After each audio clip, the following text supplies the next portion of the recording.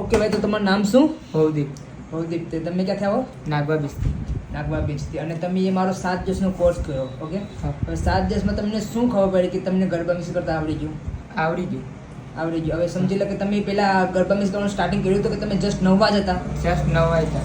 નવા હતા કે ભાઈ તમે કોઈ દિવસે લેપટોપ બી નવું લીધું હતું, ના, કંટ્રોલ બી નહીં. નહીં? ફર્સ્ટ ટાઈમ તમે મારી પાસે આવ્યા, 7 દિવસનો ટાઈમ લેવો તમારે, અને 7 દિવસમાં તમારે ગરબા મિક્સ કરતા આવડી ગયું. હવે તમને જે મારો અહીંયા 7 દિવસ તમે શીખા ને, એમાં તમને હું શીખું ને, તમે થોડો ઘણો આઈડિયા આપો કે ભાઈ તમે 7 દિવસમાં શું શું વસ્તુ શીખા?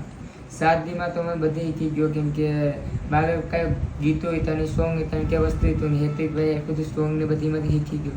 ઓકે, 7 દિવસમાં કલેક્શન ને હા. બધી વસ્તુ પોસિબલ છે કે ભાઈ A to Z વસ્તુ ગોઠવેલી જ છે, તમારે 1 2 3 બટન દબાવવાના તો તમારું મિક્સિંગ થઈ ગયું રેડી.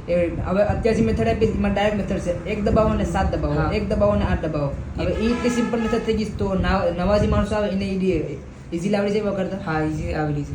ઓકે, તો એ સિમ્પલ જ છે ને કે તું ફર્સ્ટ ટાઈમ આવ્યો તમારી પાસે મિનિમમ 7 દિવસ પહેલા, એટલે 7 એટલે કે પહેલા મહિનામાં તો આવ્યો હતો, બટ અમને 7 દિવસનો તારો કોર્સ હતો. હા, 7 દિવસ પરફેક્ટ આવડી જ ગયું ને? પરફેક્ટ આવડી ગયું. ઓકે, લે ભલે. તો થેન્ક યુ સો મચ, તમે મારી ઓફિસ આવ્યા 7 દિવસ માટે કહીને. આભાર. Thank you.